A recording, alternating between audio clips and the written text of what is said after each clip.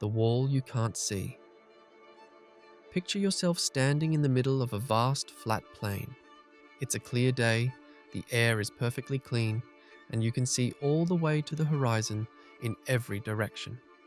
Maybe 30 miles, maybe 40. Beyond that, the Earth curves away from you, and the rest of the world vanishes below the line.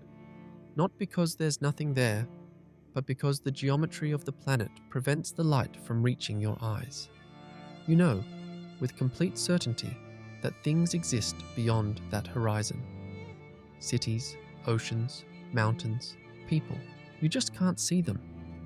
Now extend that idea to the largest scales imaginable. Our observable universe, everything astronomers have ever mapped, every galaxy ever photographed, every signal ever detected, is bounded by a horizon just like that. Not a physical wall, not a cliff where space stops. Just the limit of how far light has been able to travel in the 13.8 billion years since the Big Bang. We can see roughly 46 billion light years in any direction. Beyond that, the universe may go on forever. It almost certainly does. But we cannot see it, and we may never be able to. The question of what lies beyond that horizon is one of the deepest and most genuinely strange questions in all of science. It sits at the intersection of physics, geometry, philosophy, and human curiosity. And unlike most questions that sound this dramatic, this one actually has some real answers. Not complete answers, but answers backed by serious physics and serious mathematics. Some of what lies beyond the horizon is almost certainly predictable. Some of it pushes into territory where our current understanding of the universe runs out, and honest scientists will tell you they are speculating. This is a topic where the line between what we know and what we imagine is important, and worth drawing carefully. So let's start at the edge and then push past it. What the observable universe actually is.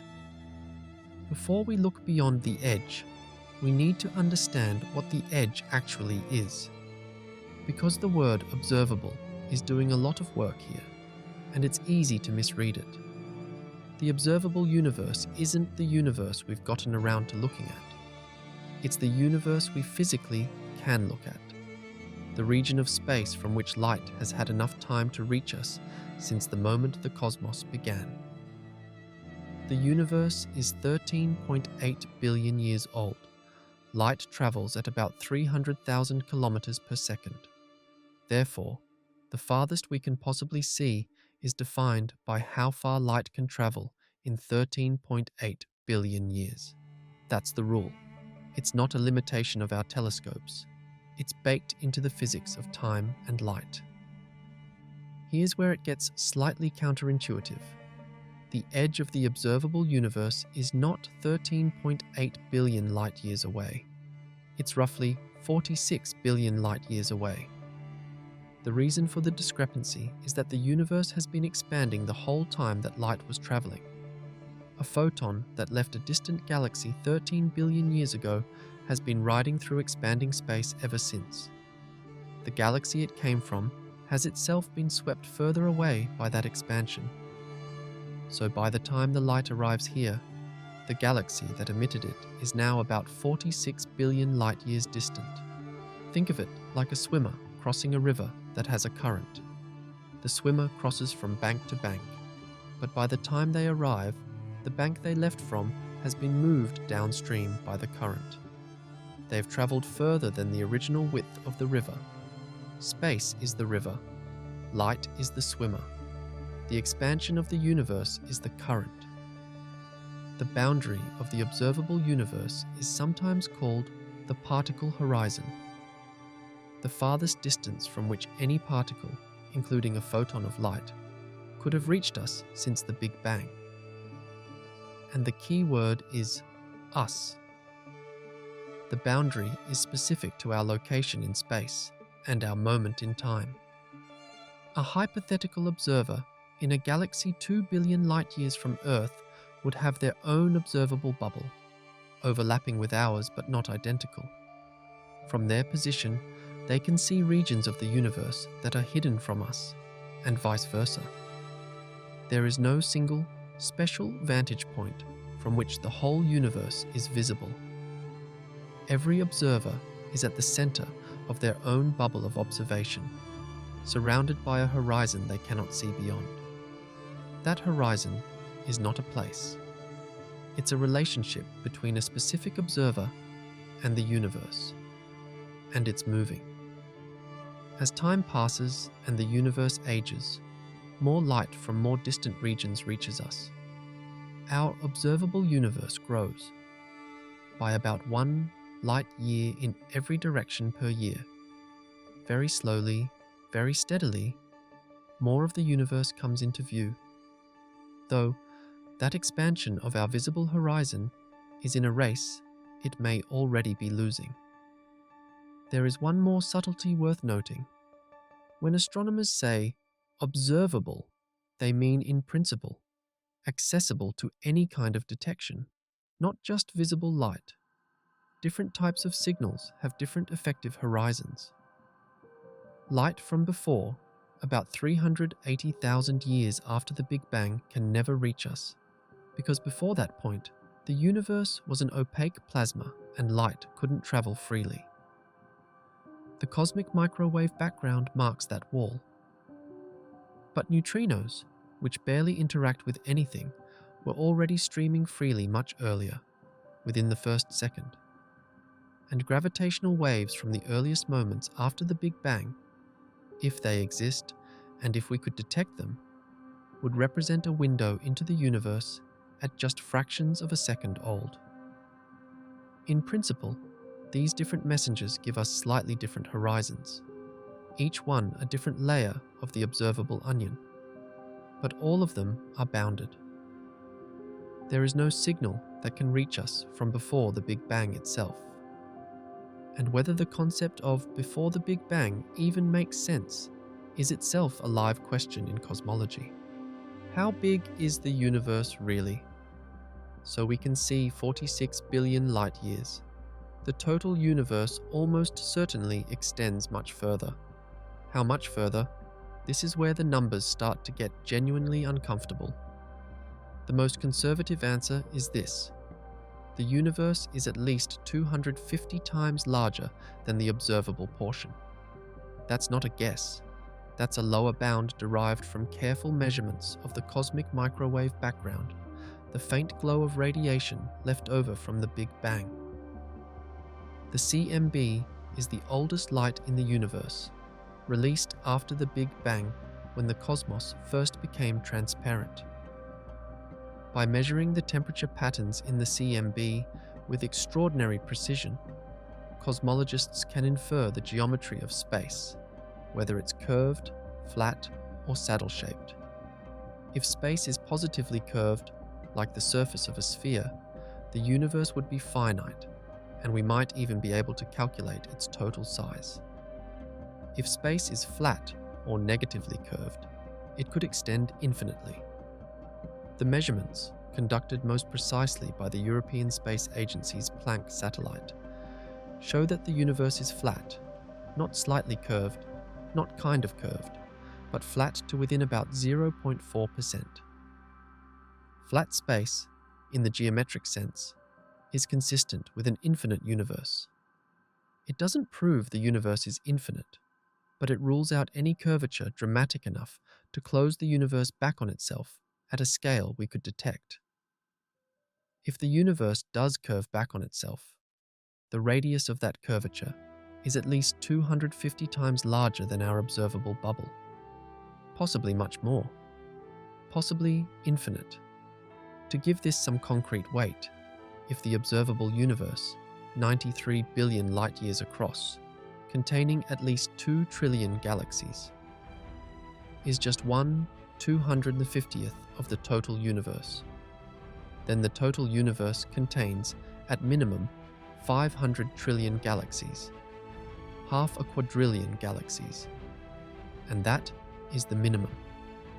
The realistic number, if the universe is truly infinite, is not a large number at all. It's simply everything. infinite galaxies, infinite stars, infinite space, infinite time in all directions. Dealing with actual infinity in a physical theory is one of the most philosophically knotty problems in cosmology, and physicists are genuinely divided on whether the universe is infinite in extent or merely mind-bogglingly large. What nearly everyone agrees on is this: the universe beyond our horizon almost certainly looks like the universe within it. The same laws of physics, the same fundamental constants, the same types of structures: galaxies, clusters, cosmic web filaments, great voids. The universe we live in doesn't appear special. The cosmological principle, the idea that no location in the universe is privileged, that it looks the same on large scales from everywhere, suggests that what you'd find on the other side of our horizon is more of what we see here. Galaxies organized into the cosmic web, interspersed with the vast empty voids between them, going on and on and on. That's the most boring and most likely answer to the question. It just happens to be on a scale that makes boring feel like entirely the wrong word. It's also worth thinking about what this uniformity means from a practical standpoint. When physicists apply the laws of general relativity to the universe as a whole, they assume the cosmological principle holds, that the universe is the same everywhere. This assumption gives rise to the equations that predict the expansion of the universe, the Big Bang, the evolution of cosmic structure, and those predictions work. The CMB temperature matches what the equations predict. The rate of expansion measured in different ways agrees with the theory. The distribution of galaxies across billions of light years matches what the models expect. None of these predictions would work if the universe were dramatically different just beyond our horizon. The success of the model is, in a real sense, evidence that the universe beyond our view is playing by the same rules as the part we can see. Not proof, but a very strong argument that the cosmological principle extends beyond the observable universe, not just within it.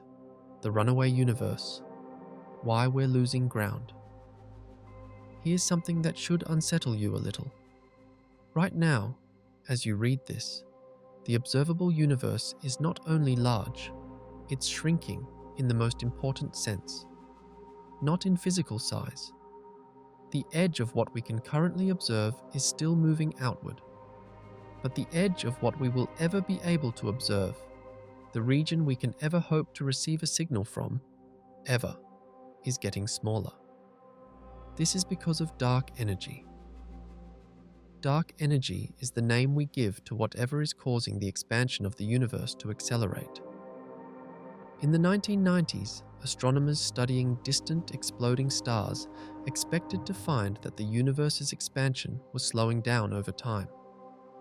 Gravity, after all, should be pulling everything together, gradually putting the brakes on the outward rush of the Big Bang. What they found instead was the opposite. The expansion is speeding up.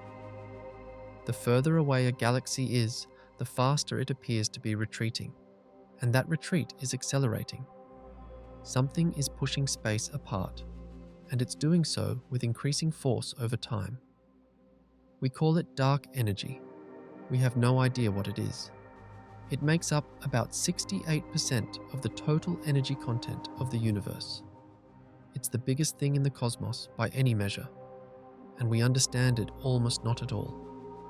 The consequence for our question is this: if space continues to expand at an accelerating rate, then the most distant galaxies we can currently observe are already in the process of being carried beyond reach.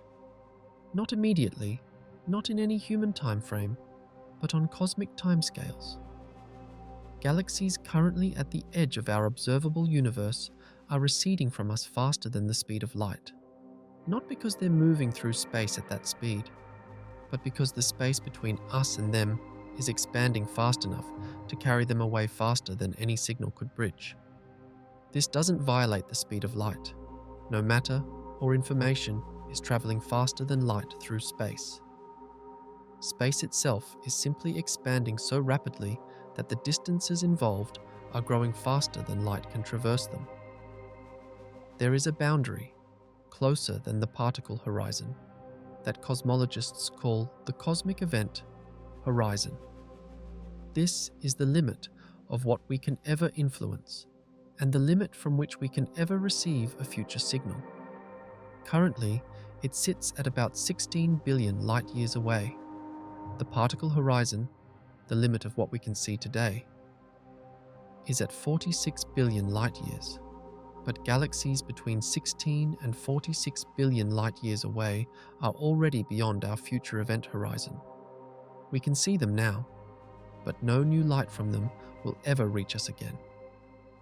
They have already effectively sailed away forever, even though their ancient light is still arriving. If dark energy continues to accelerate the expansion indefinitely, the ultimate fate of the visible universe is a kind of grand isolation. In hundreds of billions to trillions of years, the galaxies of the local group, the Milky Way, Andromeda, and their satellites, which are gravitationally bound to each other, will be the only galaxies visible in the night sky. Everything else will have been carried over the event horizon. The night sky will go dark. Any civilization that exists then and tries to observe the universe will see only a small cluster of galaxies, with nothing beyond. They will have no way to know the universe was once full of hundreds of billions of galaxies visible across the sky. The evidence will have been swept away. They may conclude, based on what they can observe, that the universe is small and simple and contains only a few galaxies. And they will be completely wrong. In a strange way, we are living in the golden age of cosmological observation, the moment in cosmic history when the universe is most fully visible, before the acceleration of dark energy closes the curtain on most of it forever. Future civilizations, if any exist, will know less than we do simply because they'll be born too late. Dark energy also raises a more dramatic possibility for the very far future, depending on its precise nature. If dark energy is simply the cosmological constant, a fixed, unchanging property of space, then the universe will expand forever at an accelerating rate, eventually leaving each gravitationally bound island of matter isolated in an otherwise empty cosmos. The local group will survive, held together by gravity, but everything else will fade beyond the event horizon. That is the relatively gentle ending, a long, slow cooling into isolated darkness. But some models of dark energy suggest it might not be constant. It might be a dynamic field, something called quintessence, whose strength varies over time. If that field's energy density is currently increasing, the acceleration of expansion could grow stronger and stronger over time. In the most extreme version of this scenario, called the Big Rip, the expansion eventually becomes so fast that it overcomes not just the gravitational bonds holding galaxy clusters together, but the bonds holding individual galaxies together, then solar systems, then planets, then eventually atoms themselves. The universe would end not in a cold darkness, but in a violent tearing apart of every structure at every scale, down to the subatomic. The timing of such an event, if the relevant dark energy models are correct, would be tens of billions of years in the future. But it is a genuine physical possibility that some cosmological models allow. The DESI survey's recent hints that dark energy may be varying over time add a small but real layer of relevance to these speculations. Whether dark energy is constant, slowly changing, or dramatically changing matters enormously for the long-term fate of everything beyond our horizon and everything within it. What inflation did to the universe. To understand what might exist far beyond our horizon, we need to go back to the very beginning. To a period so early in the universe's history that calling it the beginning almost undersells how extreme it was. In 1980, a physicist at MIT named Alan Guth proposed a dramatic addition to the standard Big Bang model. The standard model had some nagging problems. The universe, as we observe it, is remarkably uniform. The cosmic microwave background radiation looks almost identical no matter which direction you look. The temperature varies by only about 1 part in 100,000 from one patch of sky to another. This uniformity is striking because, in the standard model, the regions of the universe we see in opposite directions of the sky have never been in contact with each other. They are separated by so much distance that light has never had time to travel between them since the Big Bang. If they've never been in contact, how are they so similar? It's like discovering that two villages on opposite sides of the planet that have never met, never traded, and never communicated speak exactly the same language and eat exactly the same food. It shouldn't happen. Guth's solution was inflation, a period of extraordinarily rapid expansion in the universe's first tiny fraction of a second, driven by a bizarre form of energy that produced gravitational repulsion rather than attraction. In an incomprehensibly brief window, something like 10 to the minus 36 seconds to 10 to the minus 32 seconds after the Big Bang, the universe inflated from something smaller than a proton to something roughly the size of a marble. That doesn't sound impressive until you realize that the expansion factor was something like 10 to the power of 26. Or in plain English, the universe grew by a factor of 100 trillion in a sliver of time so small it doesn't have a name. This violent expansion solved the uniformity problem neatly. Regions of space that are now on opposite sides of our observable universe were, before inflation, squeezed into a tiny volume where they had plenty of time to reach the same temperature and density. Then, inflation stretched that small, uniform patch into something enormous. It also solved another problem: why the universe is so flat. If you take something small and curved and blow it up to an enormous size, the local geometry appears flat, the same way the surface of the Earth looks flat to someone standing on it, even though it's a sphere. Inflation predicts flatness, and flatness is exactly what we observe. The catch, or rather, the extraordinary implication, is what inflation does to the size of the universe. If the universe inflated by a factor of 10 to the 26, then the patch of space that became our observable universe was, before inflation, an almost infinitely smaller fraction of the total space that existed. The rest of that pre-inflation space also inflated, and it inflated into regions that are, by an enormous margin, outside our observable horizon. The universe we can see is not a bubble that represents a significant fraction of the whole. It is, on the scale of the inflated universe, almost literally nothing. A speck, a grain of sand on an infinite beach. Inflation is not a proven fact. It is a strongly motivated theoretical framework, and the evidence for it is indirect but substantial. The CMB's patterns of temperature variation match the predictions of inflationary models with impressive precision. The flatness of the universe aligns with what inflation predicts. So does the absence of certain exotic particles, magnetic monopoles. That should have been produced in the Big Bang's early moments, but are nowhere to be found, diluted to near zero density by inflation's expansion. The physics community treats inflation as the leading account of the early universe, with ongoing efforts to find direct evidence in the form of gravitational waves imprinted on the CMB. But it's not settled, and a handful of physicists, including some who helped build the theory, have raised serious doubts about whether it is the right answer. What inflation almost certainly does, if it is correct, is make the universe so vast that our 93 billion light-year observable bubble is essentially invisible on the full map. The inflationary phase ended when the energy driving the exponential expansion, associated with a hypothetical field called the inflaton, converted into the hot, dense soup of particles that we recognize as the Big Bang.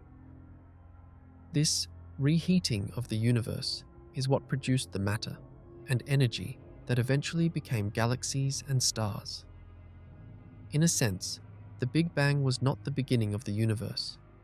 It was the beginning of the universe we know, the hot, dense, expanding phase that followed inflation. What came before, or what drove inflation in the first place, depends on which inflationary model you look at. Some models require specific initial conditions that simply have to be assumed. Others embed inflation in a larger framework that makes it an almost inevitable consequence of how the universe began. The most direct evidence we are waiting for is B-mode polarization in the CMB, a specific pattern in the polarization of the microwave background that would be caused by gravitational waves produced during inflation. If inflation happened, it should have shaken space-time hard enough to produce gravitational waves, and those waves should have left a subtle swirling imprint on the CMB. The pattern is called B-mode polarization, and experiments including BICEP at the South Pole and the upcoming Lightbird satellite from the Japan Aerospace Exploration Agency, planned for launch in the late 2020s, are specifically designed to look for it. A confirmed detection would be the closest thing to a direct fingerprint of what happened in the universe's first unimaginably brief moments, and of the process that may have determined everything that lies beyond our horizon, the last wall, what the CMB actually tells us. Before we push into what lies beyond, it's worth spending a moment on the most important piece of evidence we have about the boundary itself, the cosmic microwave background, or the CMB. Because it is not just a technical measurement, it is literally the oldest light in the universe, and it carries a story. In the first 380,000 years after the Big Bang, the universe was so hot and dense that it was a kind of cosmic soup, a plasma, in which protons and electrons were separated and constantly scattering off photons of light. Light couldn't travel in a straight line. The universe was opaque. Then, as the universe expanded and cooled, the temperature dropped to around 3,000 degrees, roughly the temperature of a star's surface. At that temperature, electrons and protons could combine into neutral hydrogen atoms for the first time. And the moment they did, the universe became transparent. Light was suddenly free to travel. All those photons that had been bouncing around in the plasma streamed outward in every direction and have been traveling ever since, for 13.8 billion years, cooling as the universe expanded, until today they arrive at our instruments as faint microwave radiation coming from all directions in the sky. That is the CMB. What makes the CMB so extraordinary as a scientific tool is that it is a snapshot. It is an image of the universe as it looked at 380,000 years old. A baby photograph of the cosmos. And embedded in that image, in the tiny temperature variations across the sky, roughly 1 part in 100,000, are the seeds of everything that followed. The slightly denser regions in the CMB became the galaxy clusters and superclusters we see today. The slightly underdense regions became the cosmic voids. The entire architecture of the modern universe was written into the CMB as a faint pattern of hot and cold spots 13.8 billion years ago. The pattern of those spots is not random. It has a specific statistical structure, a power spectrum, that tells cosmologists an enormous amount about what happened before the CMB was created. The relative sizes of the hot and cold spots encode the density and composition of the early universe. They tell us how much ordinary matter, and dark energy the universe contains. They tell us the age of the universe and its rate of expansion. And they encode information about the physics of the first moments after the Big Bang, including the fingerprints of inflation. Inflationary models predict a specific shape for the CMB power spectrum. They predict that the temperature fluctuations should be nearly scale invariant, meaning the pattern should look roughly the same at all angular scales, with a slight tilt toward more power at large scales. The Planck satellite's measurements of the CMB, completed in 2018, found exactly this signature to a degree of precision that was striking. The match between inflationary predictions and CMB observations is one of the primary reasons the physics community treats inflation seriously rather than dismissing it. But there is a wrinkle that the CMB also reveals. The flattest estimate of the universe's geometry, derived from the CMB, gives a flatness so precise that it excludes any topology that would bring the far side of the universe within our observable reach. If the universe closes back on itself, if it has the topology of a sphere, a torus, or any of the 17 flat compact topologies, the minimum scale of that closure is larger than what the CMB can resolve.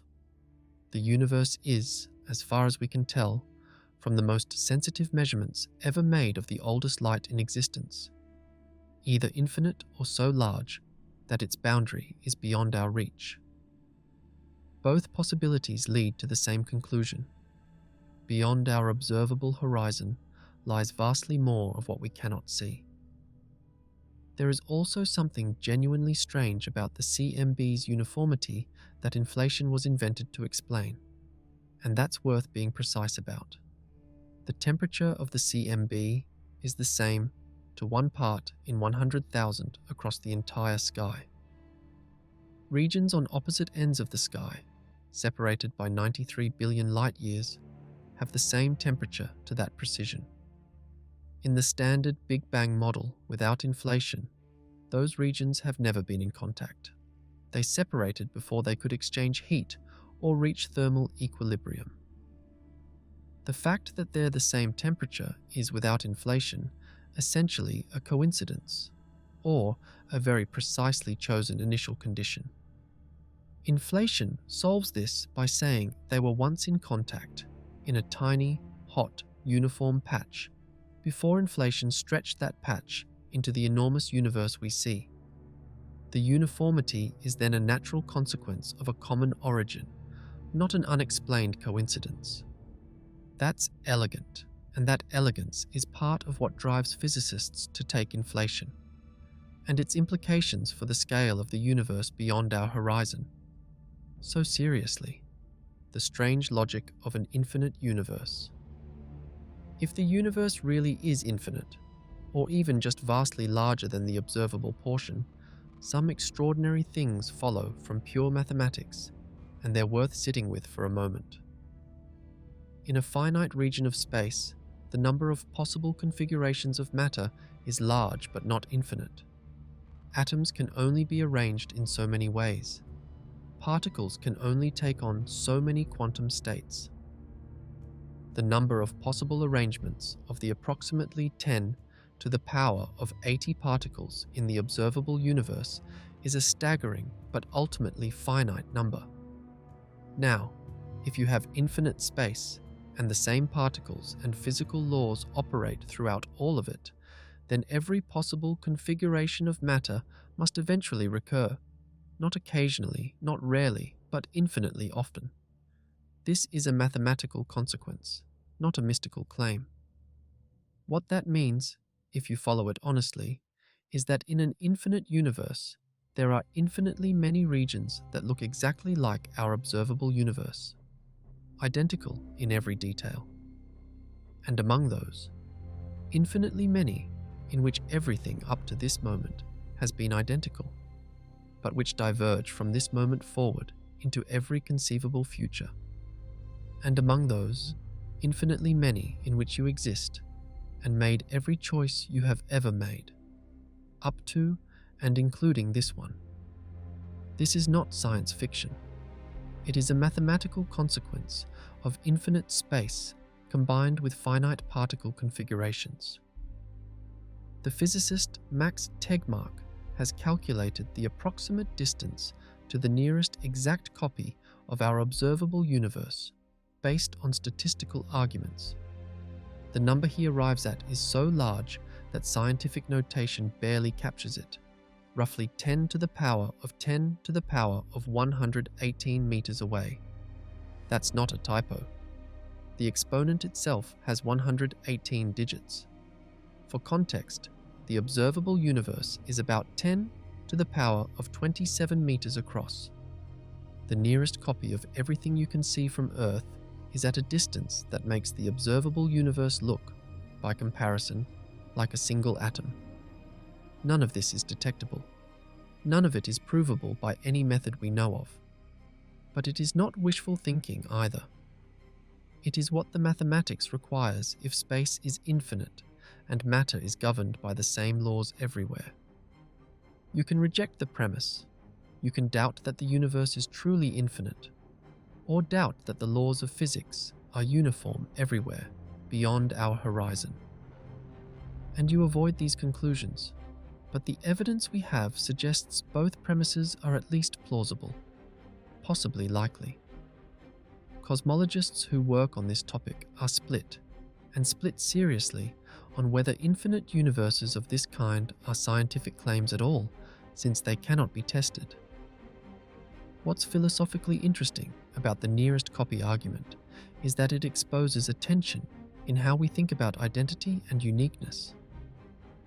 If there is an exact copy of you somewhere in an infinite universe, a copy that has had every identical experience up to this moment, is that person you?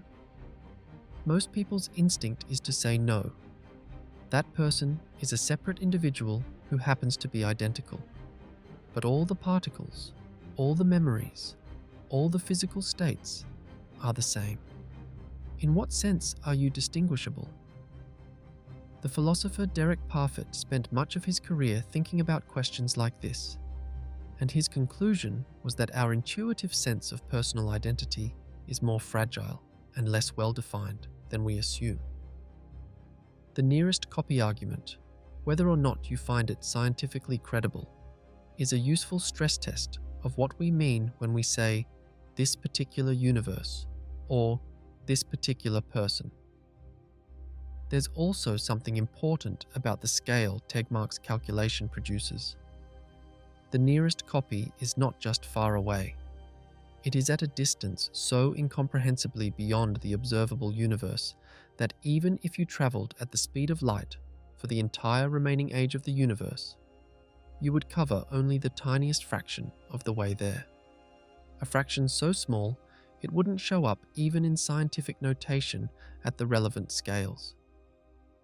The multiverse, in this sense, is not a place you could ever reach. It is a mathematical property of infinite space, not a destination. The distinction matters because it shapes how we should think about what it means to say something exists in this context. A thing that exists but can never be reached, detected, or influenced is a strange kind of thing to claim exists. It may be true, but it lives in a different philosophical category from the chair you're sitting on, eternal inflation and the multiverse. If inflation happened, there's a strong theoretical reason to think it never entirely stopped. This is the concept of eternal inflation, and it is where the story takes its most radical turn. When Guth first proposed inflation in 1980, and when Andre Linde and Paul Steinhardt refined it into something more workable in the early 1980s, it seemed like a mechanism that started and then ended, like a fuse that burned for a moment and then went out. But when theorists looked more carefully at the quantum mechanics underlying the inflationary process, they found something unexpected.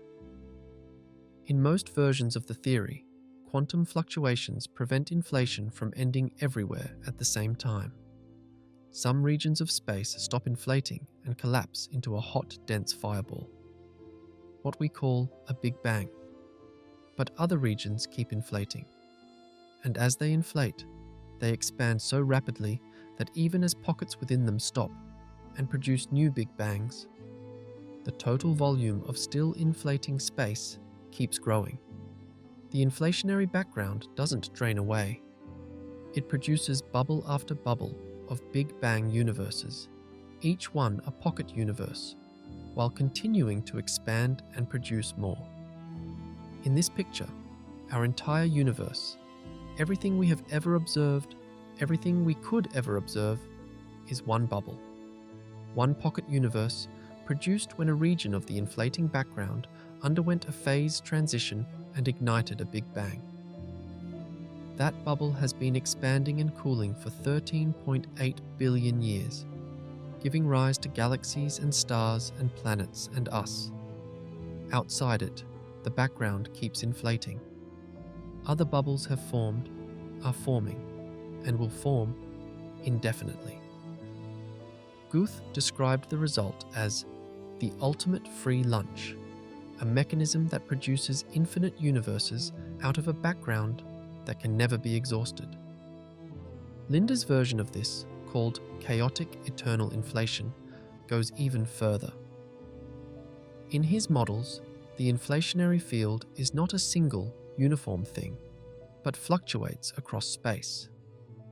In some regions, the fluctuations drive more inflation. In others, they drive less. The result is a fractal landscape of inflation, some patches expanding faster, some slower, some stopping and producing Big Bangs, while adjacent patches keep going. The overall picture resembles a sea of foam, with each bubble of cooled, stabilized Big Bang space representing a universe, and the foam itself continuing to produce new bubbles forever. If eternal inflation is correct, the multiverse is not speculative in the sense of being entirely untethered from physics. It is a prediction of the inflationary theory that best explains what we observe in our own universe. And it comes with a deeply unsettling implication. There is no reason to expect that all these pocket universes share the same physical constants. The value of the electron's mass, the strength of gravity, the energy density of the vacuum. In different inflation models, these arise from symmetry-breaking events that can take different values in different bubbles. Some bubbles might have physics similar to ours. Others might have physics so different that atoms don't form, stars don't ignite, and anything we'd recognize as structure never arises. The multiverse, in this picture, is not a collection of parallel universes running the same movie in different theaters. It's a collection of experiments, each with different initial conditions, most of which produce nothing interesting, a small fraction of which produce something like what we see. The critical challenge with all of this is that it cannot currently be tested. If the bubble universes of eternal inflation are causally disconnected from ours, if no signal can travel between them, then there is no direct observation that could confirm or deny their existence. Some researchers have proposed that collisions between adjacent bubbles might leave faint imprints on the cosmic microwave background, and there have been searches for such signals. Nothing has been conclusively found. Proponents argue that the indirect evidence, inflation explains what we see, is sufficient reason to take the multiverse seriously. Critics argue that an untestable theory, no matter how mathematically elegant, isn't really science in the traditional sense. This is an active debate, and it is one of the most fundamental disputes in modern physics. There is something genuinely strange about where this debate lands. Science has always advanced by making predictions and testing them. The heliocentric model was confirmed by the motion of planets. Relativity was confirmed by the bending of light during a solar eclipse. The Higgs boson was predicted by quantum field theory and found decades later at the Large Hadron Collider. In each case, a theoretical idea made a specific, testable prediction that could be checked against observation. Eternal inflation makes no such prediction, not because its proponents are sloppy, but because the structure of the theory places its most important features permanently beyond any possible observation. You cannot rule it out. You cannot rule it in. You can only reason about it mathematically and ask whether the math is self-consistent and whether it produces a universe like the one we observe.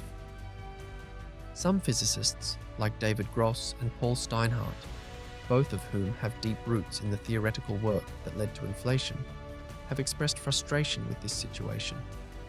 A theory that predicts everything, they argue, predicts nothing.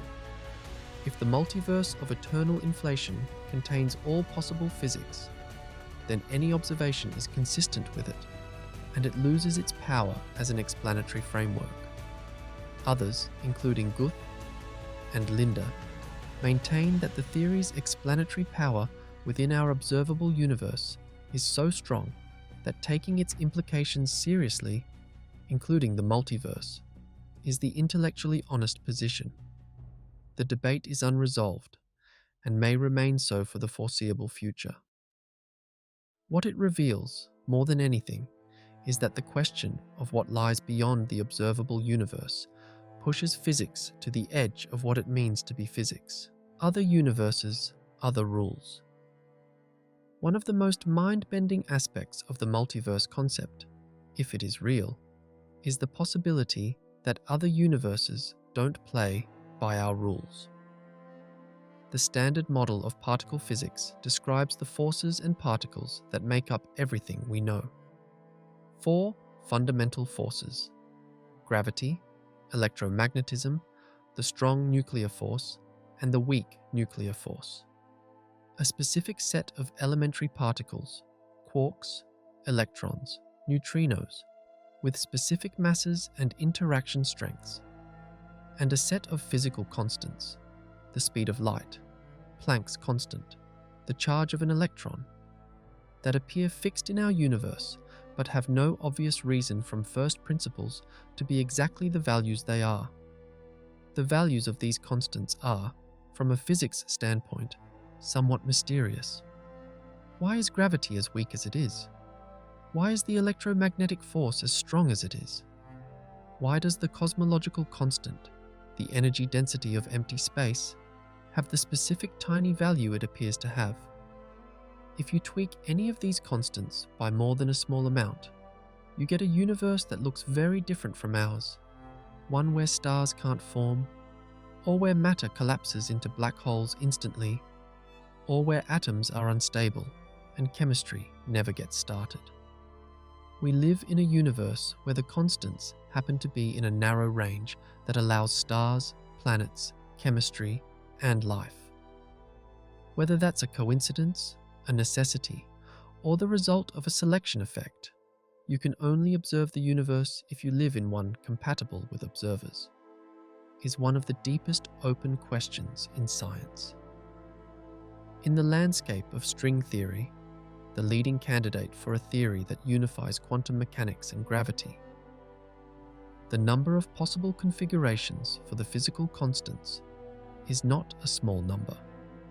The estimate physicists use is around 10 to the power of 500 distinct possible vacuum states, each corresponding to a universe with different laws. If eternal inflation samples all of these states by producing different pocket universes, then almost all possible universes exist somewhere in the multiverse, and we find ourselves in one of the rare ones that support complex structure. because those are the only kind we could observe. This is the anthropic argument, and it's either a profound insight about the nature of physical law or a convenient escape from having to explain why the constants are what they are, depending on who you ask. What we can say with confidence is that the universe we live in is not clearly special from a theoretical standpoint. Our physical constants don't emerge from some unique, forced solution to an equation. They are chosen from an enormous space of possibilities. Whether that space is populated by actual, existing universes, or is merely a theoretical landscape, and whether we can ever know the difference, remain open. The anthropic argument does have a specific predictive success to its credit. In 1987, the physicist Steven Weinberg used anthropic reasoning to predict the value of the cosmological constant, the energy density of empty space, before it was measured. He argued that if there are many universes with different values of the cosmological constant, only those in a certain range would allow galaxies to form. If the constant were much larger, galaxies would never have coalesced. The universe would have expanded too fast for gravity to pull matter together into structures. If it were much smaller and negative, the universe would have collapsed long before galaxies could form.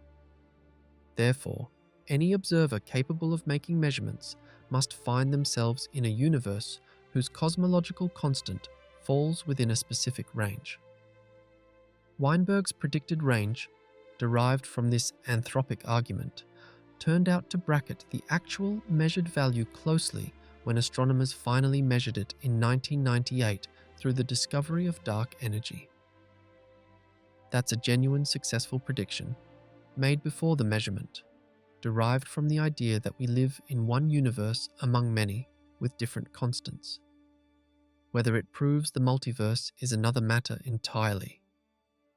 But it is a data point that serious physicists take seriously. Beyond the specific case of the cosmological constant, a universe with very different physical constants would be almost unrecognizable. Change the mass of the electron significantly, and chemistry as we know it doesn't work. Change the strength of the strong nuclear force, and atomic nuclei don't form. Reduce gravity's strength by a lot, and stars never ignite. Increase it dramatically, and stars burn out in seconds. The range of constants compatible with something like our universe, complex chemistry, long-lived stars, stable atoms, is narrow. Whether this narrow range is explained by an anthropic selection effect across a multiverse, or by some deeper principle of physics we haven't found yet, is a genuine open question. Both options have serious advocates. The shape of everything. There is another, more geometrically subtle possibility for what lies beyond the observable universe. One that doesn't require other universes or inflating foams at all. It requires instead that our universe has an unusual topology. Geometry and topology are different things, and the distinction matters here. Geometry is about curvature, whether space curves toward itself, away from itself, or neither. Topology is about connectivity, how different parts of a space are linked together. You can have a space that is geometrically flat but topologically finite. The simplest example is a torus, the shape of a donut. Take a flat, two-dimensional sheet of paper, curl one pair of opposite edges into a cylinder, and then curl the other pair of edges until they connect. You now have a torus. It's topologically a finite surface. You can travel across it without ever reaching an edge, but it's still geometrically flat. The local rules of geometry haven't changed. Parallel lines still don't meet. Triangles still have angles that add up to 180 degrees. The finiteness is encoded not in the curvature, but in the connectivity. In 3 dimensions, there are 17 known distinct flat topologies. Our universe could have any of them, If it does, if space wraps around itself in some direction, then traveling far enough in that direction would bring you back to where you started. You could, in principle, see your own galaxy from the other side, the light having taken the long way around. This would show up as repeated features in the cosmic microwave background, matching patterns on opposite sides of the sky, circles with the same temperature variations. Astronomers have searched for these patterns. They haven't found them definitively. The absence of detectable repetition suggests that if the universe is topologically finite, its fundamental length scale is at least as large as the observable horizon, meaning any wraparound would happen beyond what we can see. A research team called the Compact Collaboration, working with data from the Planck satellite and publishing in Physical Review Letters in April 2024, announced renewed efforts to map out the topological signatures that each of the 17 flat topologies would produce in the CMB. They are working through them systematically, building templates for what each topology predicts and comparing those templates to the data. As of early 2025, no topology has been confirmed, but the work is ongoing and more comprehensive than previous searches. Establishing the topology of the universe, whether it closes back on itself, and if so, in what way, would be one of the most significant scientific discoveries in history. It would tell us whether the universe is finite or infinite, and if finite, how large it actually is. There's something almost poetic about the torus possibility. On a torus, if you travel far enough in one direction, you come back to where you started. In a universe with this topology, an astronomer pointing their telescope in one direction and taking a deep exposure might, in principle, see their own galaxy from behind. The light having gone all the way around the universe and returned from the opposite direction. The galaxy would appear as it was billions of years ago, when that light first left, so it would look different, smaller, younger, more active. Matching it with our own Milky Way would require recognizing a younger, distant galaxy as a past version of ourselves. Nobody has found such a match, but the absence of it is only meaningful up to the scale of what we can observe. If the universe's topology closes at a scale larger than 46 billion light-years, we'd have no way to know. The topology question is one of the cleaner examples in cosmology of a problem that is genuinely interesting, scientifically tractable with the right tools, and potentially answerable. Unlike the multiverse, which may permanently evade direct testing, topology leaves fingerprints in the CMB that we could in principle find. The Compact Collaboration's systematic approach is the most thorough search yet. If the universe is a torus, or any other compact topology at a scale within our observable horizon, they should FUD it. If they don't find it, the universe's closing scale, if it closes at all, is larger than what we can see. The search is ongoing, and the results will be worth watching. The other kind of multiverse. Eternal inflation isn't the only route to a multiverse. There's a second one, completely independent, that comes from a much more local and experimentally well-tested source: quantum mechanics. Quantum mechanics describes the behavior of matter at the smallest scales. The rules governing electrons, photons, atoms, and all the particles they're made of. It is the most precisely tested theory in the history of science. Its predictions have been verified to extraordinary accuracy. GPS satellites have to account for it.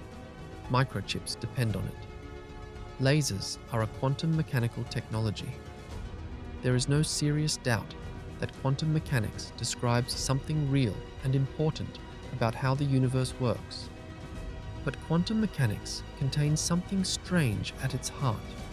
It describes particles not as objects with definite positions and speeds, but as probability distributions, smeared out clouds of possible states each with a certain likelihood.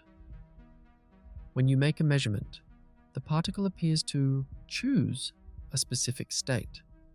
Before the measurement, it is in a superposition, all its possible states existing simultaneously, in a sense. The moment you observe it, the superposition collapses to a single outcome. This is often illustrated with the thought experiment of Schrödinger's cat, a cat in a sealed box whose fate is linked to a quantum event. Before you open the box, quantum mechanics says the cat is in a superposition of alive and dead. Open the box, and it's one or the other. What actually happens during that collapse is one of the oldest unsolved problems in physics, and physicists have been arguing about it since the 1920s. The most popular working interpretation, the Copenhagen interpretation, essentially says, don't ask what happens to the other possibilities. There are no other possibilities. The wave function collapses, one outcome occurs, and that's all there is to say.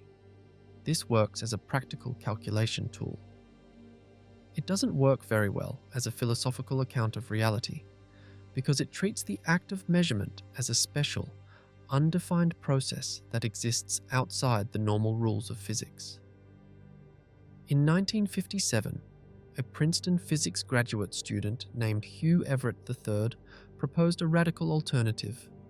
He called it the relative state formulation, though it is now known as the many worlds interpretation. His key insight was this: what if the wave function never collapses? What if every time a quantum measurement happens, every possible outcome actually occurs and the universe branches into parallel versions, one for each outcome? In the Schrödinger's cat scenario, when you open the box, the universe splits into a version where the cat is alive and a version where it is dead. Both versions continue to exist. Neither is more real than the other. You, as an observer, end up in one branch, but your counterpart in the other branch is equally real, equally convinced they got the definitive result.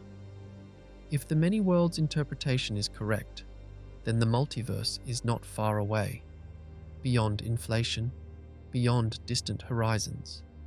It is happening constantly, everywhere, at every quantum event, every radioactive decay that either occurs or doesn't, every photon that either passes through a slit or doesn't, every coin flip, every decision, every chemical reaction in every cell of every living thing.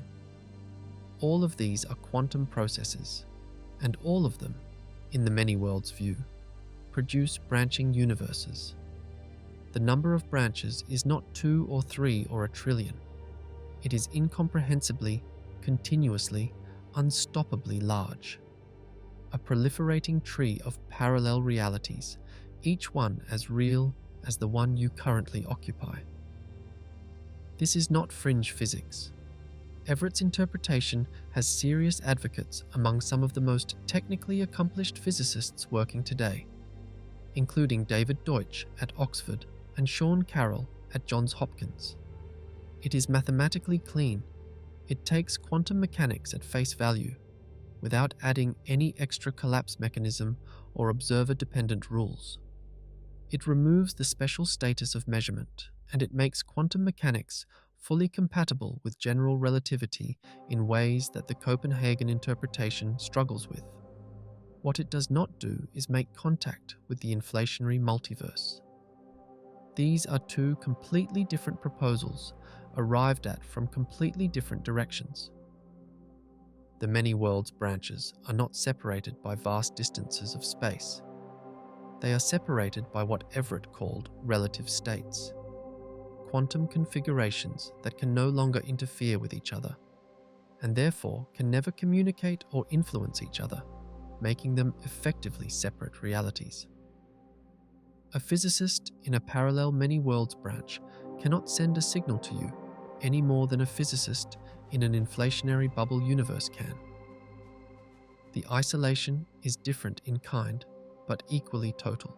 So when people ask what is beyond the observable universe, the answer might encompass not just distant regions of space and not just other pocket universes in an inflating background, but an entire branching tree of quantum realities, each one a complete universe in its own right, separated not by space, but by the deep architecture of quantum probability.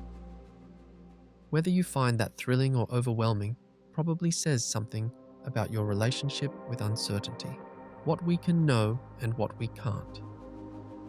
Standing at the edge of all of this, it's worth being honest about where the line falls between what science can say and what it cannot.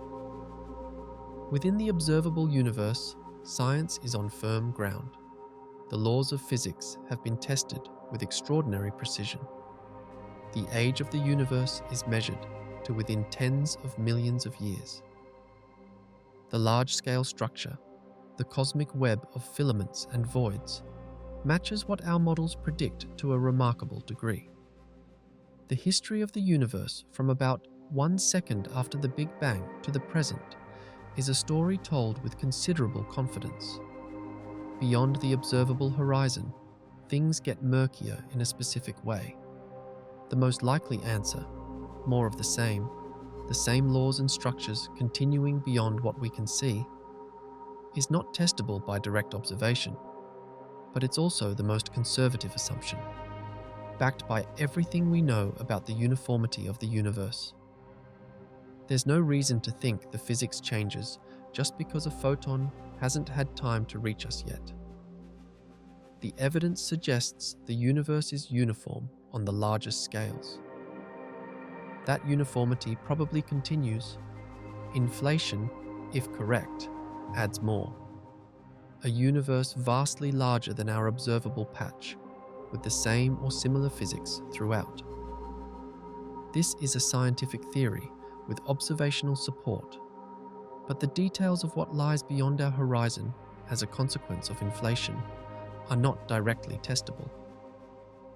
The eternal inflation multiverse is even further removed from testability, a consequence of a theory that itself is not yet directly confirmed. The string landscape of 10 to the 500 possible universes is more speculative still. It's a hierarchy of confidence. Right at the boundary of our horizon, almost certainly more of the same universe, the same galaxies and voids and physics. A bit further, probably much more of the same, on a scale that inflation suggests is enormous. At the far end, a multiverse of bubble universes with potentially different physics, a claim that is intellectually serious but scientifically unconfirmed, and possibly unconfirmable. And beyond even that, philosophical and mathematical extensions that may say true things about reality but cannot, in principle, ever be checked.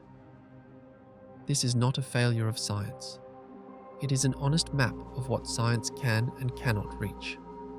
The universe extends beyond the reach of any possible instrument, because instruments operate at the speed of light, and the universe is older than any signal from those distant regions.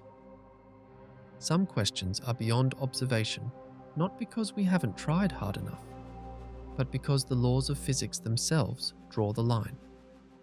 What cosmologists can do, and are doing, is find indirect evidence. The honest acknowledgement of what we don't know is not a weakness. It is precisely what distinguishes scientific cosmology from speculation. A scientist who tells you they know what's beyond the observable universe is either making a probabilistic inference, likely more of the same, or speculating based on theory. Both are legitimate, but they should be labelled clearly. The cosmological principle as an extrapolation beyond the horizon is one thing. Eternal inflation as an untested theory with significant unresolved issues is another. String landscape multiverses as a mathematical possibility with no clear path to observational test is yet another. They are not the same kind of claim, and treating them as equally certain or equally uncertain would be its own distortion. What makes cosmology exciting is that this picture is not frozen. The answers to some of these questions may be closer than they appear. The Vera C. Rubin Observatory, now entering full operations, will map billions of galaxies across the sky with unprecedented depth and coverage. The Euclid Space Telescope, launched in 2023, is producing a three-dimensional map of the universe's structure across most of its observable history. LightBird and other next-generation CMB experiments are in development specifically to search for the gravitational wave signature of inflation. The topology searches of the compact collaboration are the most comprehensive ever mounted. None of these will give us a direct view beyond the horizon, but each of them will constrain what lies there more tightly than anything that came before. Each measurement makes the picture more complete, even when completion is impossible. A different kind of horizon. There's something worth thinking about in the idea of a horizon itself. Every observer in the universe has one. Every galaxy, every civilization that might exist in the cosmos sits at the center of its own observable bubble, surrounded by its own cosmic horizon. From the perspective of a galaxy on the other side of our horizon, completely invisible to us, carrying no signal we will ever receive, we are beyond their horizon too. We are in their beyond the observable universe. Every observer looks out at a bubble of light and sees, at its edge, a wall beyond which their instruments cannot reach. This is not a lonely thought. It's a clarifying one. The horizon is not the edge of reality. It's the edge of our reach. Reality, the full universe, whatever it contains, however large it is, doesn't know or care about our horizon. The galaxies out there, if they exist, are forming stars and evolving and colliding and going about their business without any reference to the fact that their light can't get to us. The universe is not the observable universe. The observable universe is a single perspective on a thing that is much larger. It's one person's view from one window in one room of a vast and ancient building. Through the window, an impressive vista. Beyond it, vastly more. We will never look through any other window. We are locked into this one perspective by physics itself. The speed of light, the age of the universe, the acceleration of dark energy. These are not obstacles that better technology will overcome. They are the architecture of reality. Our observable universe is everything we will ever directly know. That makes it worth knowing very well. And it makes the horizon worth understanding, not as a frustration, but as something more interesting. A feature of the universe's own structure. The fact that every observer has a horizon, and that no two horizons are the same, means that the universe looks different from every point within it. Not in its fundamental laws, which appear universal, but in terms of what information is available. A civilization in a galaxy 20 billion light-years from Earth has access to regions of the universe that are completely hidden from us, and is permanently cut off from regions we can see. Their cosmology, built from what they can observe, would reach some of the same conclusions as ours, the same fundamental physics, the same cosmic microwave background temperature, the same large-scale uniformity. But their catalogue of galaxies would not match ours. Their night sky would be different. The particular cosmic web they could map would be a different patch of the same larger structure. This is what cosmologists mean when they say the universe has no preferred location. It's not just that every point looks the same on average. It's that every point is at the center of its own observable bubble, surrounded by a horizon that is uniquely its own, shaped by its particular position in space and its particular moment in cosmic time. There is no master observer who can see everything. There is no God's eye view of the full universe.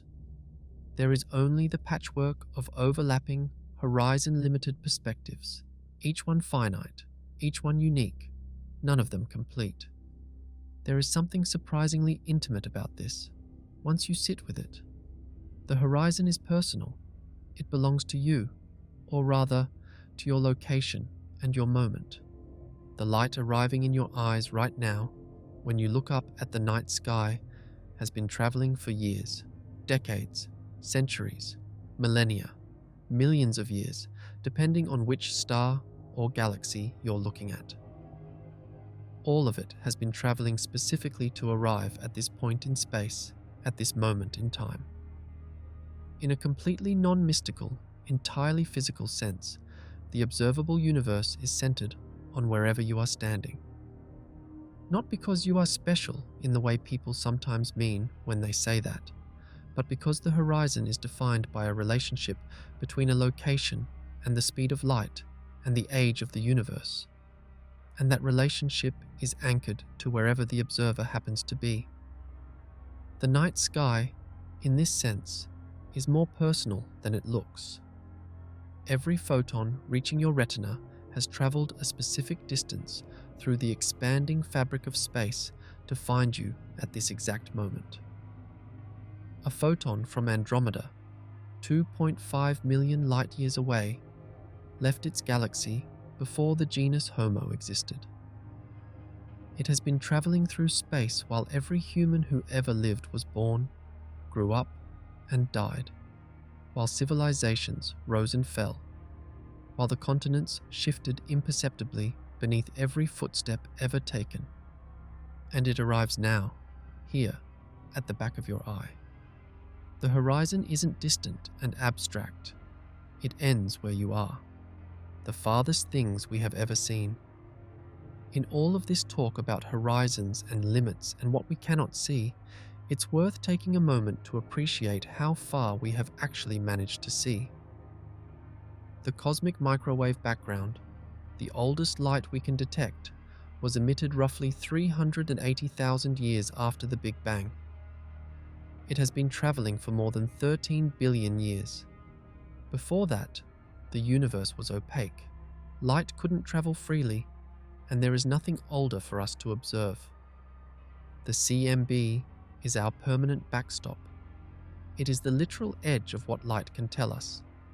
But below that limit, we have pushed as far as physics allows. The James Webb Space Telescope, launched in 2021, has now detected galaxies from just 280 to 300 million years after the Big Bang, objects forming their first stars in a universe that was, by today's standards, almost unrecognizably young. The most distant confirmed galaxy, as of early 2026, a system called MOM-Z14, is being observed as it appeared when the universe was only 280 million years old. Its light has traveled for roughly 13.5 billion years to reach us. The galaxy itself is now something like 33 billion light-years away, carried there by the expansion of the universe during the journey. These are not just large numbers. They represent the actual limit of what human beings, using the most sensitive instruments ever built, can detect of the universe we live in. And even these extraordinary observations are still vastly closer than the particle horizon. There are regions of space beyond 46 billion light-years from which light has not yet reached us, and there are regions beyond our event horizon from which light will never reach us. Every time we have built a more powerful telescope, we have not only seen farther, but found something unexpected. The universe has consistently failed to cooperate with our predictions. We expected it to be simple and found it structured. We expected the expansion to slow down and found it speeding up. We expected the early universe to be almost empty and found JWST's deep fields crowded with galaxies that shouldn't be there yet. The history of looking further is a history of being surprised. There is every reason to expect that what lies beyond our current horizon, whatever portion of it might someday fall within our view as the observable universe slowly grows, will be equally surprising. The universe has shown no signs of running out of things to show us. The progression of what we can see is itself a remarkable story. At the start of the 20th century, the Milky Way was the universe. Everything we could observe fit within a single galaxy. Then, Hubble's measurements in the 1920s exploded that picture, revealing a cosmos filled with galaxies beyond counting. Mid-century radio astronomy added an entire new dimension, quasars, blazing with the energy of actively feeding black holes at the centers of ancient galaxies, visible across billions of light years. The COBE satellite in the early 1990s gave us our first clear image of the cosmic microwave background, the oldest light there is. The Hubble Deep Field in 1995, a 10-day exposure of a seemingly blank patch of sky the size of a grain of sand held at arm's length, revealed thousands of galaxies in what appeared to be nothing. Every generation of instrument has delivered the same message. There is more, and it is different from what we expected. JWST represents the current frontier of that story. It has pushed our direct view of the universe back to within 280 million years of the Big Bang, revealing galaxies that are, in cosmic terms, almost newborn. But even JWST's view is limited. Between the farthest galaxy it can detect and the surface of last scattering, the CMB wall, at 380,000 years, lies a stretch of cosmic history from which we have no direct images. The galaxies that existed in that earliest sliver of time, if any existed at all, are hidden behind a veil that no optical or infrared telescope can penetrate. Reading that era requires different tools: the gravitational wave background, the 21-centimeter hydrogen signal that future radio telescopes may detect, the B-mode polarization imprinted on the CMB. These are the frontiers. They are being worked on now, with experiments on the ground and plans for space. What they find, when they find it, will either confirm the story we already tell or force us to revise it again. The honest answer. So, what is beyond the observable universe? Here is the most honest answer science can currently give. Almost certainly, more universe, the same kind of universe we live in, with the same laws of physics, the same fundamental particles, the same types of galaxies, stars, and black holes, organized into the same cosmic web of filaments and voids. This is not a guess. It's the simplest extrapolation of everything we observe, and nothing in our data suggests it breaks down at the edge of our observable bubble. The horizon isn't a wall, it's just where our view runs out. Beyond it, the story almost certainly continues in the same language. If inflation happened, and the evidence suggests something very much like it did, then that same universe extends for a distance that makes our observable patch utterly negligible. The full universe, on an inflationary model, is at minimum 10 to the 23 times larger than what we can see, possibly infinite. In that space, the cosmic web repeats. Galaxies form and die, stars burn through their fuel, and the same laws hold everywhere. If eternal inflation is correct, then beyond even that is a deeper level of structure, a sea of inflating space from which new pocket universes continuously crystallize, each carrying its own physics, its own history, its own ultimate fate. We would be one bubble among an uncountable number, separated from all the others by distances so vast and expansion so rapid that no signal could ever bridge the gap. And if the universe has a closed topology, if space wraps back on itself, then perhaps there is no beyond at all. Perhaps beyond the observable universe is eventually back to here, seen from a slightly different angle. In a universe with the right topology, the edge would be an illusion, the way the edge of the Earth is an illusion. Travel far enough in one direction, and you're back where you started.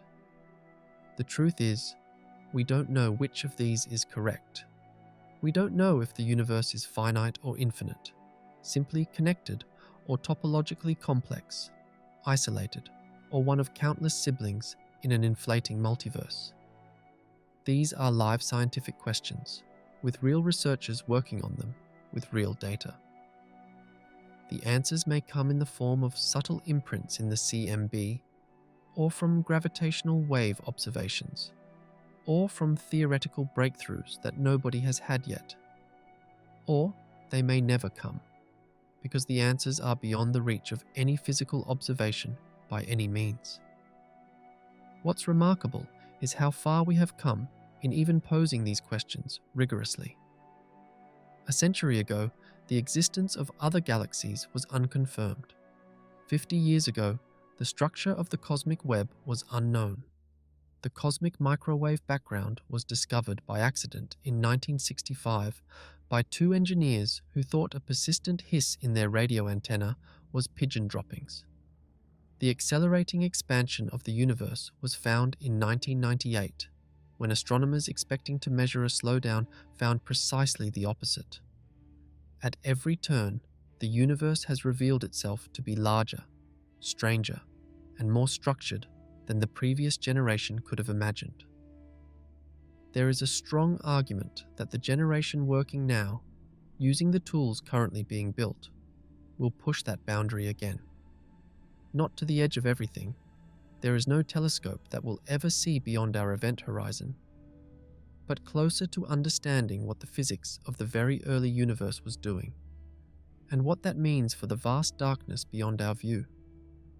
What we do know is that the universe we can see, 13 billion light-years of cosmic history, 2 trillion galaxies, the entire story from the first few 100 million years to the present day, is almost certainly not the whole story. It is a chapter, a sample, a very small window into something larger, older, and stranger than any of us knows how to imagine. The edge of the observable universe is not the edge of everything. It is the edge of us. Beyond it, the universe continues on its own terms, indifferent to our horizons, regardless of whether we can see it. And in a way, that is the most extraordinary thing about it. Outro. The observable universe is everything we can see, everything we have ever mapped, every signal we have ever detected. It is a sphere 93 billion light-years across, containing at least 2 trillion galaxies, billions of years of cosmic history, and all the evidence on which every scientific claim about the cosmos is based. It is, by any human standard, incomprehensibly vast. And it is almost certainly just the beginning. And here is the thing that stays with you if you let it. Every civilization that has ever looked at the night sky has seen the same fundamental truth staring back at them. The universe is larger than we thought. Every generation that looked more carefully found more than the previous one expected. The ancient Greeks debated whether the stars were holes in a dark sphere or distant fires. Medieval astronomers mapped the planets. Galileo turned a telescope on Jupiter and found moons. Hubble measured the distance to Andromeda and found a universe of galaxies. The Kobe satellite found the faint afterglow of the Big Bang itself painted across the entire sky in microwave light. JWST found galaxies blazing into existence 280 million years after the beginning of time. Each discovery expanded the known universe. Each one revealed that what we thought was everything was merely a chapter. The observable universe, all 93 billion light-years of it, is the latest chapter. The book goes on. It may have no final page, There is something humbling about that, and something exhilarating. We are not the center of the universe, and the universe we can see is not the center of everything that exists. We are a brief arrangement of matter in a small corner of a vast cosmos that doesn't require us to observe it in order to go on existing. The galaxies beyond our horizon are not waiting for our light to reach them. They are already doing whatever galaxies do, forming stars, feeding black holes, merging with their neighbors, in a region of space and time that our species will never directly know. They do not need us to know about them to be real. But the fact that we are trying, that we have built instruments sensitive enough to detect a microwave photon that has been traveling for 13.8 billion years, that we have developed mathematics capable of describing the curvature of space-time, that we have turned a few centuries of curiosity into a picture of the universe that stretches from the first second after the Big Bang to the edge of what light can show us. That is not nothing. It is, as far as we know, one of the most unusual things the universe has ever done with itself. If questions like this one are the kind you want to keep following, there is more where this came from. Subscribe, and we will keep going.